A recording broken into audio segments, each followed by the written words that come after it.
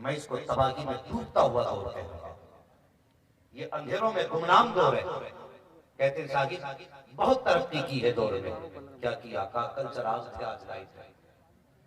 कल डिबियां जलती थी, आज एक घर में 6-6 बल्ब है। मैं कहता हूँ साहिब वो कल के अंधेरे भले थे, जिन अंधेरों में रास्तों पे कदम सलामत तो थे। वो कहा था ना किसी ने कि वो अंधेरा भी भला था कि कदम राह पे थे। रोशनी लाई है मंजिल से बहुत दूर हमें, हमारे घर में तो उजाले हो गए, लेकिन आज तक फिर हमारे कारे। इन घर के उजालों से क्या करोगे अगर दिल को तुमने सियाही को सफेदी में न बदला? कल का अंधेरा कितना भला था। अगर पड़ोस में कोई बच्चा रो देता था तो पड़ोसी को नींद नहीं आती थी। आज पड़ोस के अंदर चीख उठती है, बच्चे तो बच्चे, जवान औरतें रोती हैं, लेकिन पड़ोसी चादर तान के सोता है कि ये आग मेरे घर में नहीं लगी है, ये तो पड़ोसी के घर की आग है। और खुदा के वास्ते बदलो अपने तरीके। अगर तुम्हारे दरवाजे के करीब किसी की आग निकली है तो यार बिस्तर छोड़ दे। वो जिंदगी भी क्या है जो सिर्फ अपने लिए हो। मोमिन वो होता है जो जीता भी दूसरों के लिए है, मरता भी दूसरों के लिए। नारे तकबीर, नारे रिसालत।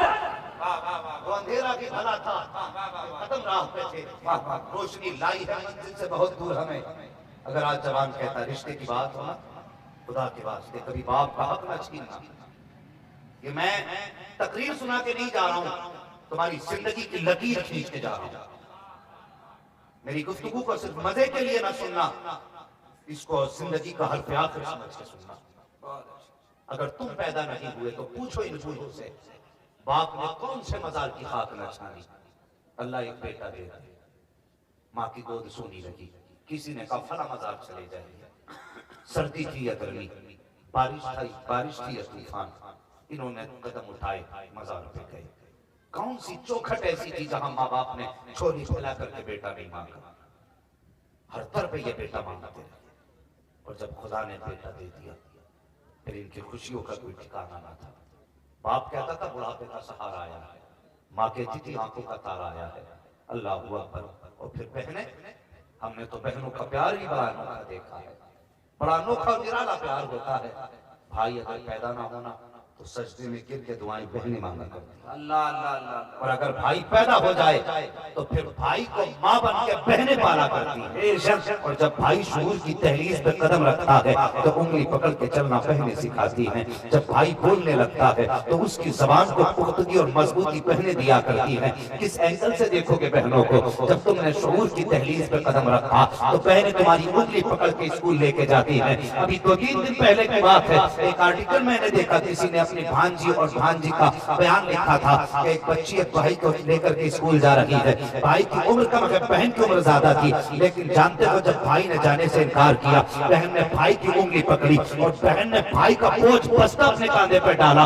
खुद बेटी का वजूद इतना न था कि तो बस्तों का बोझ थाम लेती, कभी बस्ता संभाल रही थी, कभी दुपट्टा संभाल रही थी। और यार ये बहन का प्यार होता है भाई के लिए, भाई का बोझ बहन कांधों पर डाल लेती है। जरा गौर से सुनना प्यारे, अंदाज़े बयां मेरा बहुत शौक नहीं है, शायद कि उतर जाए तेरे दिल में मेरी बात। जब तुम पैदा हुए थे तो तुम्हारी पैदाइश की खुशियां बहनों ने बनाई थी। जब तुमने जवानी की दहलीज पे कदम रखा तो बहन ने ख्वाब देखा था भाई दूल्हा बनेगा तो इसकी नजर मैं उतारूंगी। माँ कहती थी जवान होगा तो चांद से दुल्हन लाऊंगी। बाप कहता था कि जब बेटा जवान होगा तो इसके रिश्ते के लिए मैं घर घर जाऊंगा। मगर खुदा के रास्ते ये कौन सा दिन आया है, ये कौन सा सूरज निकला है जब बेटे ने जवानी की दहलीज पे कदम रखा है। बाप कहता है बेटे जब मैं तेरी शादी करना चाहता हूँ तो कहता नहीं, रिश्ता तुम तलाश मत करना, रिश्ता मैं तलाश करूंगा।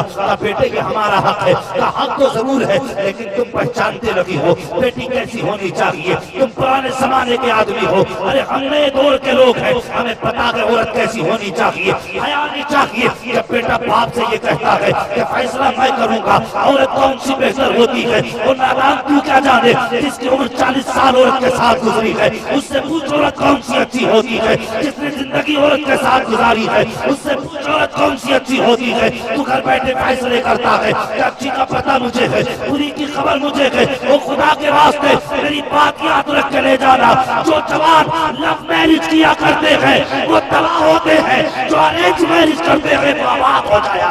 हाय हाय हाय, वाह वाह वाह वाह, माशाल्लाह माशाल्लाह, जिंदाबाद।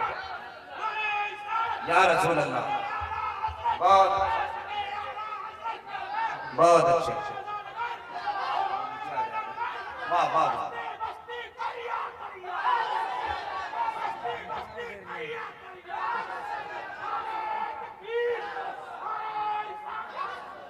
मेहरबानी करो, अपने बढ़ते कदम रोको और दावे के साथ कहता हूं, दुनिया की कोई हसीन लड़की खुदा की कसम जन्नत की किसी हूर का मुकाबला नहीं कर सकती, किसी हूर का मुकाबला नहीं कर सकती। हक है जिंदाबाद। हाँ, और मैं ये साबित करके जाऊंगा ये बर्बादियां क्यों हैं। नौजवान कहते हैं लव मैरिज, कई सारे फोन आते हैं, अगर कर सकते हैं, कर सकते लव मैरिज। एक बात, जहां तक मेरा तजुर्बा है, जितने लोगों ने लव मैरिज किया है 99% उनकी जिंदगी में आ गया। 99%, 1% अगर रब ने किसी को तौफीक बख्श दी तो जिंदगी लंबी काट जाती है। क्या खूब नब्ज पकड़ा वरना अक्सर शादियों के बाद या तो लड़की की लाश फ्रिज में मिलती है, या खेत में मिलती है, या फिर नदी में बहती हुई। नौजवानों मेरी बात बहुत गौर से सुनना, आज सुन्नत रसूल कॉन्फ्रेंस है, इस बात को दिल पे लिख के लेके जाना। मैं जिंदगी की बहुत बड़ी जिम्मेदारी तुम्हें समझाना चाहता हूं। अगर बुखार हो तो उतार देना, इसलिए कि ये बुखार तुम्हें तबाही की तरफ लेके जाएगा, आबादी की तरफ। सुनना मेरी बात गौर से, इसकी वजह क्यों होती है, ये झगड़े क्यों होते? तो जितने जवान हैं, अल्लाह माफ करे, मिंबर पे बैठ के इस तरह की बात या गुफ्तगू से बचा करता हूं, लेकिन समझाने के लिए बोलना बड़ा जरूरी है। बस समझाने के लिए बात कर रहा हूं। जब कोई भी मजनू अपनी लैला से गुफ्तगू करता है तो उसके गुलाबे आसमान तक होते हैं। उसके जुमले होते हैं कि अगर तुम मेरे साथ जिंदगी गुजारोगी तो मैं तुम्हारा पैर जमीन पे नहीं पड़ने दूंगा, पानी मांगोगी जूस पिलाऊंगा। ये बड़ी बड़ी बातें करता है। कोई कहता अगर कहेगी तो आसमान से तारे तोड़ लाऊंगा, तेरी औकात है तारे तोड़ने की? वो कह जो औकात है कि अगर कहो तो बाजार से भिंडी खरीद, ये औकात। तारे तोड़ने की औकात नहीं। तो बच्चियां कम अक्ल होती हैं, ये कह के उन्हें बेवकूफ बनाया। लेकिन जब वो तुम्हारे घर आई तो बेटे अभी तुमने असल जिंदगी देखी है। असल जिंदगी का सामना तब होता है जब निकाह होता है। जब ये घर में आएगी ना तब तुम्हें पता चलेगा इसका पैर जमीन पे आना है कि नहीं। तुम 6-6 घंटे मोबाइल पे बात करते थे, निकाह के बाद जब फिक्र हुई ना इसे रोटी कहां से खिलानी है, भूल गए सब। जब तक बाप की कमाई खाते रहे, फ्री में मौज करते रहे और फोन पे ठट्टे उड़ाते रहे, जब अपने सर पे आती है तो फोन नहीं, यही भूल जाता है ये चार्ज है कि नहीं। बात करना बड़ी बात है, यही पता नहीं चलता इसमें रिचार्ज है कि नहीं।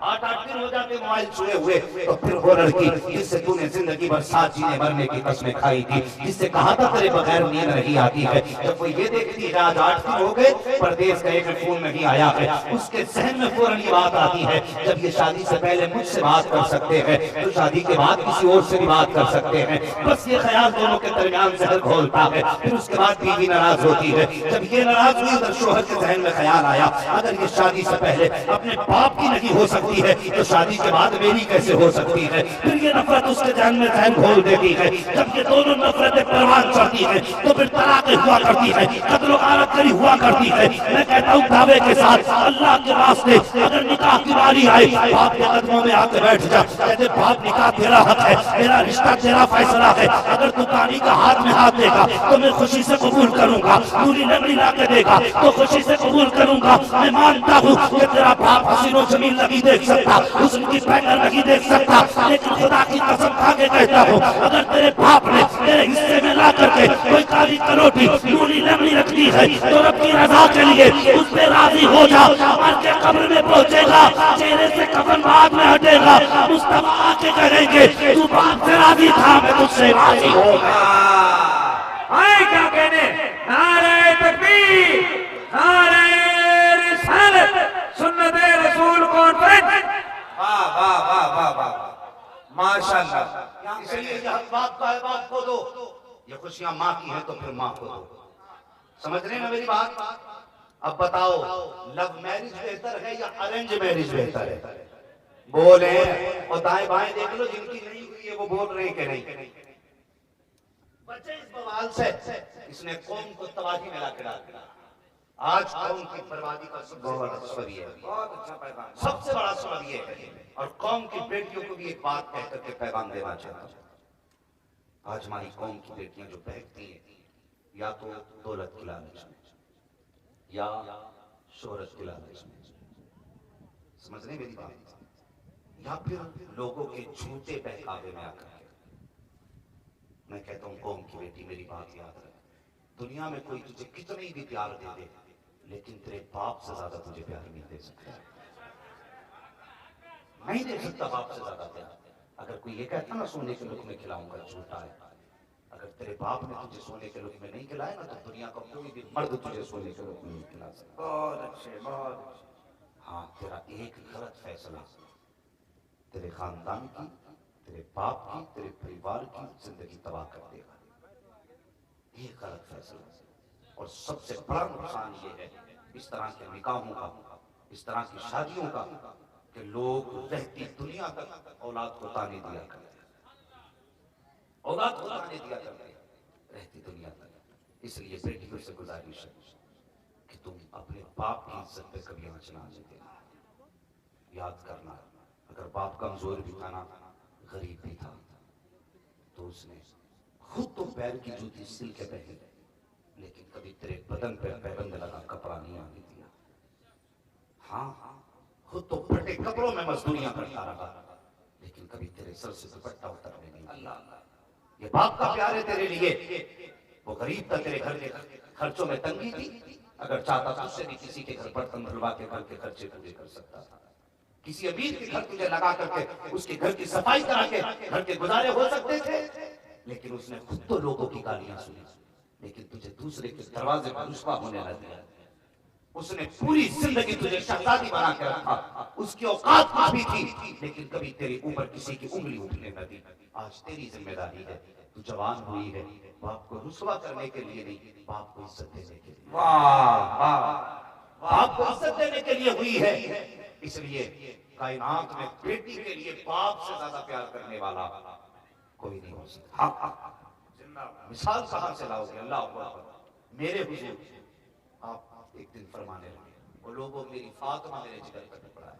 सुभान अल्लाह, सुभान अल्लाह, मेरी बेटी मेरे जिगर का टुकड़ा है।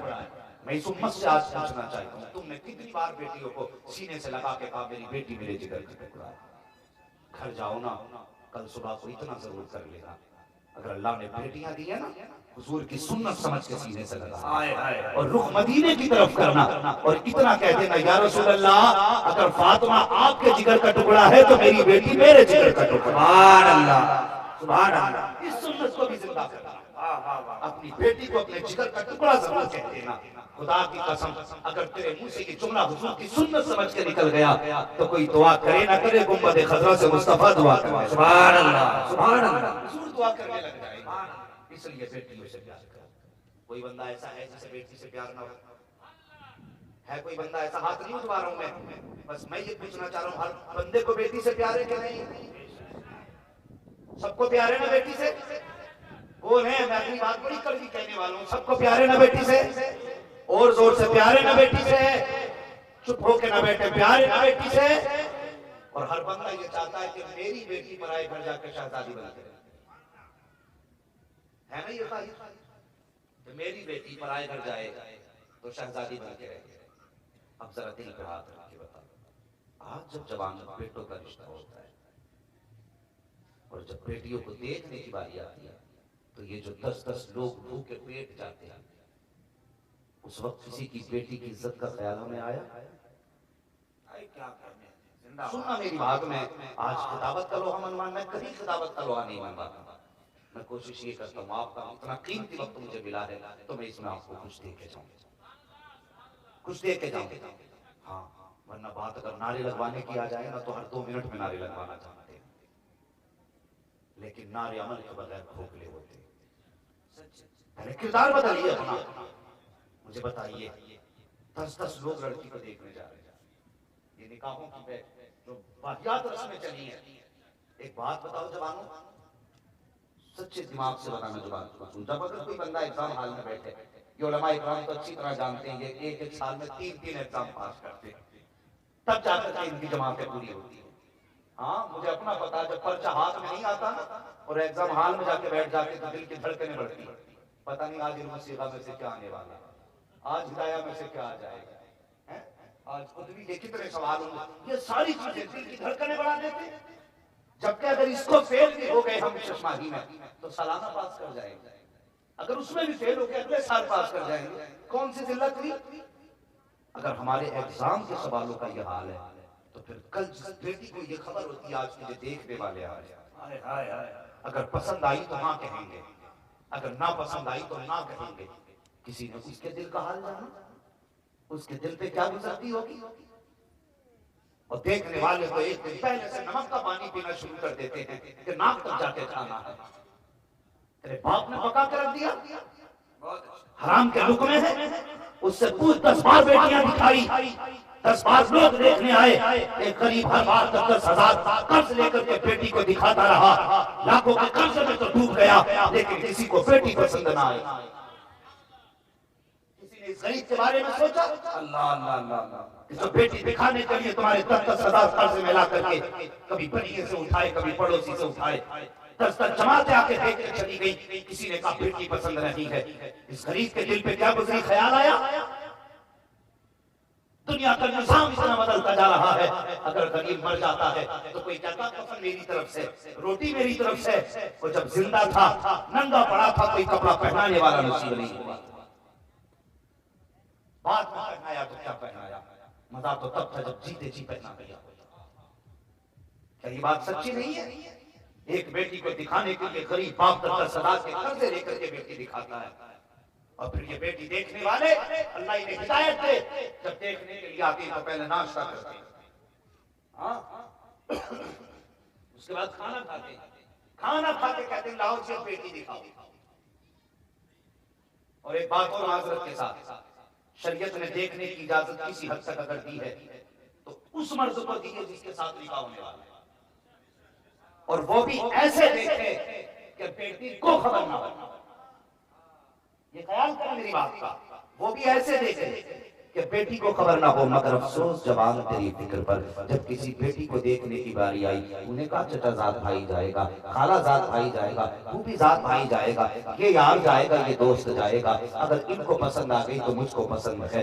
हया कर तेरी नजरों का तकद्दुस कहाँ चला गया? तू तो वो था कि खैर की बेटी पे नजर पड़ने नहीं देता था, आज अपने घर में आने वाली दुल्हन को पहले दूसरों की आंखों का तमाशा बना रहा है। बता तेरे घर के अंदर अगर पहले बेगैरतों की निगाह पड़ जाएगी तो तेरी गोद में आने वाला सलाहुद्दीन अय्यूबी कैसे हो सकता है, मोहम्मद बिन कासिम कैसे हो सकता है, खालिद बिन वलीद कैसे हो सकता है, गुलाम गौस कैसे हो सकता है। इसलिए पहले से गौस की हिफाजत करो। अगर भेजना था तो बहन को भेजता, भेजना था तो माँ को भेजता, भेजना था तो फूफी को भेजता। और जब देखने के लिए भेजा करते हैं, कोई कहता कि आंखों की सजावट देखना, कोई कहता रुखसार की लाली देखना, कोई कहता लबों का तबस्सुम देखना, पेशानी की चमक देखना, चला के देखना अदा कैसी है, बाल देखना लंबे है कि नहीं है, बोली देखे तो कोयल जैसी हो। ओ खुदा के बंदे, माँ बाप को तूने देखने के लिए भेजा, तूने दुनिया का हर हुस्न दिखवाया, अल्लाह अकबर, क्या भी अच्छा होता जब तूने देखने भेजा था तो साथ ये भी कह देता ए माँ जब पेशानी का हुस्न देखे तो ये भी देख लेना पेशानी पे सजदे का निशान है कि नहीं,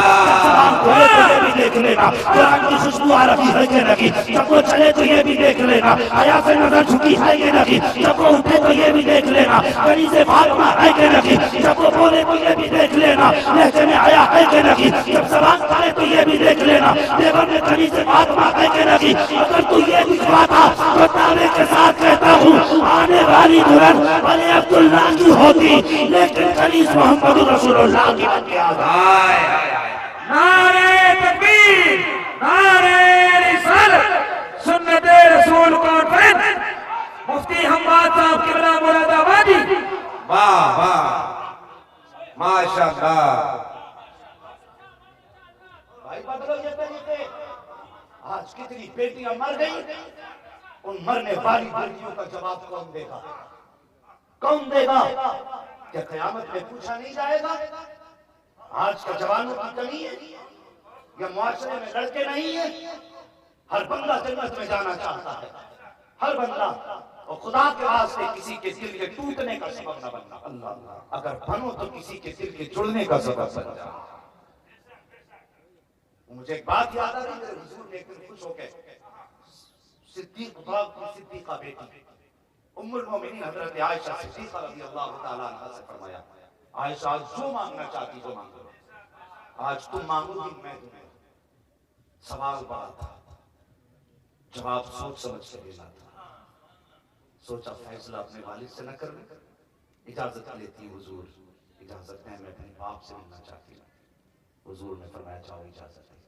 दौड़ी दौड़ी आई, अब्बा जी आज हुजूर का दरियाए करम जोश में आए आए।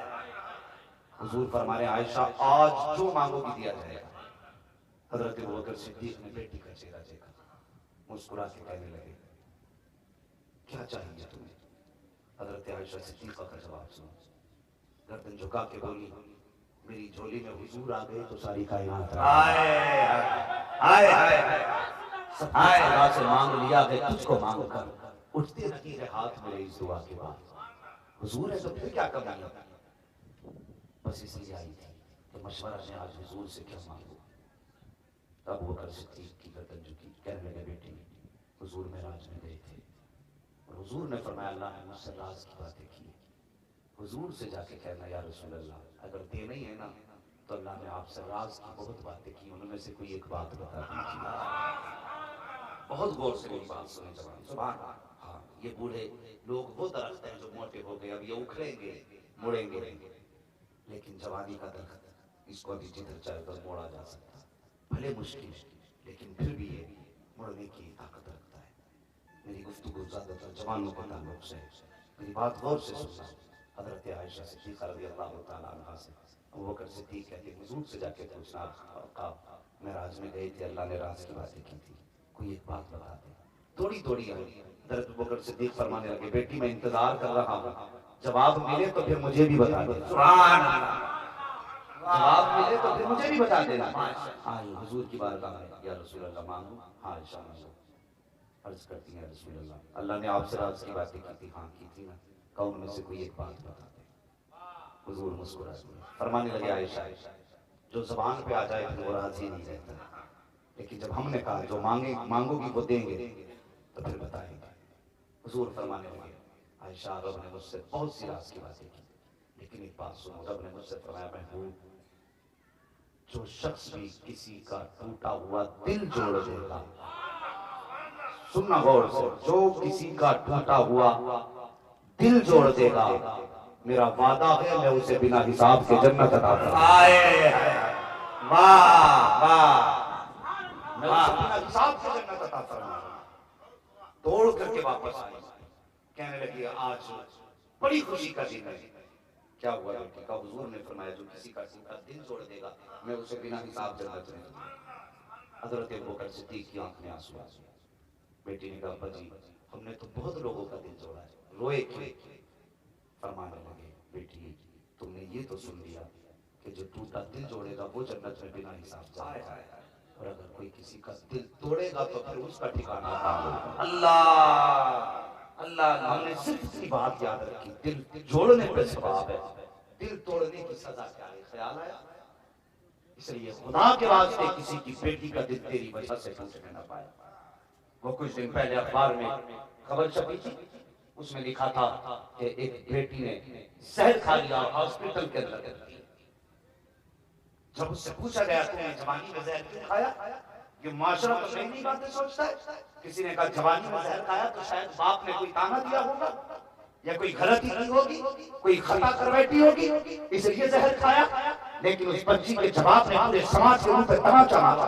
जब लोगों ने पूछा बता तूने जहर क्यों खाया, उसने कहा जहर की वजह मेरी गलत अमाल नहीं है। का फिर का वजह यह है कि कुछ दिन पहले मुझे देखने वाले आए थे और मुझे हर तरह से चला करके भी देखा गया, उठा कर भी देखा गया, मुझसे गुफ्तगू भी कराई गई। मुझे ऐसे देखा गया जैसे बाजार में जानवर को देखा जाता है। मुझे हर एंगल से देखा गया, मुझसे गुफ्तगू की गई, मुझसे कहा गया तू हंस तो मैं हंसी, मुझसे कहा गया मुस्कुरा तो मैं मुस्कुराई। उसके बाद मुझसे कहा गया चाय बना के ला, मैं चाय लेकर के आई। फिर उसके बाद ये लोग घर चले गए। 3 दिन के बाद जवाब देंगे, 3 दिन तक इंतजार करती रही। 3 दिन के बाद फोन आया कि हमें आपकी बेटी पसंद नहीं आई। मैंने कहा अब्बा जी वजह तो पूछो कि हमारे अंदर कमी क्या नजर आई। तो जानते हो किस बुनियाद पर उस बच्ची का रिश्ता कैंसिल किया गया? वो हया नहीं चाहिए हमारे समाज को। तो उधर से जवाब आया कि जब वो बच्ची चाय बना करके लाई थी तो उसने कप उठा करके सास के हाथ में नहीं दिया था, इसलिए लड़की पसंद लगी आई। वो इतनी सी बात पर तुम किसी की जिंदगी को ताक-ताक कर रहे हो। तुम्हें क्या पता है अगर बेटियों को तलाक हो जाया करती है तो उनकी जिंदगी अजीरन बन जाती है। जिनके रिश्ते छूट जाया करते हैं कोई रिश्ते लेके नहीं आता, जिन पे एक बार दाग लग जाता है कोई अपनाने वाला भी नहीं होता। लेकिन याद रख प्यारे, आज तूने 3 दिन के बाद जाके कह दिया कि तुम्हारी बेटी की आंख पसंद लगी है, तुम्हारी बेटी की नाक पसंद लगी है, उसका कद अच्छा लगी है, उसकी चाल अच्छी लगी है, उसका ठार अच्छा लगी है। तो जालिम ये तुझे पहले देखना था, नाक तक खा के आया, आज कहता है पसंद लगी है। जब ये जवाब बेटियों को दिया जाता है तो बेटियां अंदर जाती है, तन्हाई पर चेहरे पर दुपट्टे डालती है और रो के कहती है परवरदिगार अगर कद छोटा है तो मेरा कसूर क्या है, अगर नाक छोटी है तो मेरी खता क्या है, अगर नाक नीची है तो मेरा कसूर क्या है, अगर दांत अच्छे नहीं है तो मालिक मेरी खता क्या है। जब बेटियां इस तरह रोया करती है तो प्यारे सोन सिर्फ बुखार नहीं आया करते, फिर जलजले आया करते हैं, तूफान आया करते हैं, सैलाब आया करते हैं। अगर किसी का दिल तोड़ोगे तो न यहाँ सुकून से रह सकते हो न मर के वहां सुकून से। अल्लाह अल्लाह अल्लाह अल्लाह अल्लाह, जिंदाबाद जिंदाबाद, माशाअल्लाह। बदलो तरीके, बहुत अच्छे। अगर बेटी देखने की बात हो तो ये रवैया खत्म करो कि 10 लोग जाएंगे और बेटी को रुस्वा करके आएंगे। कल जब तेरी बेटी को लोग ठुकरा के जाएंगे उस दिन पता चलेगा बेटी के ठुकराने का दर्द क्या होता है, उस दिन पता चलेगा। खुदा के वास्ते ये रिश्तों की नौयत बदलो। और हमने देखा है बेटियां इसलिए नहीं ठुकराई जाती तो उनकी आंख नाक छोटी है, सिर्फ इसलिए सब कुछ देख लिया जाता है, कभी कभी सब पसंद भी आ जाता, फिर उसके बाद कहते हैं साहब जहेज की बात कर ली जाए। तो हर बात गरीब हो या अमीर उसका एक जुमला होता है, साहब सिर्फ बेटी बेटी है। हर अमीर या गरीब सबसे पहला जुमला ये कहता है कि मेरे पास सिर्फ बेटी बेटी है। ये दो नहीं, इसके अलावा और के साथ जो जरूरत के सामान है, टीवी, वो सॉरी फ्रिज है, वॉशिंग मशीन है, ये सारी चीजें बताता। तो कहता है इसके अलावा और क्या चाहिए, कैश वैश का क्या रहेगा। अगर इस बात को सुन के गरीब का सर झुक जाता है ना तो ये समझ जाते कि ये देगा नहीं। फिर जाके लड़की में निकाला जाता है, फिर जाके गरीब को कहा जाता नहीं तुम्हारी बेटी में ये है। हाँ, माफ करना, तकलीफ देना मकसद नहीं है, हम इतने बड़े लालची और दुनियादार हो चुके हैं। अगर किसी लड़की की इज्जत नीलाम सरे बाजार की हो और बाप के पास देने के लिए 20 लाख कैश है तो उसे इज्जतदार समझ के ले जाते हैं। और गरीब की बेटी जिसकी जिंदगी रात भर क़याम में गुजरी हो, दिन भर घर के काम में गुजरी हो, रोजे की हालत में जिंदगी उसने गुजारी हो, उसका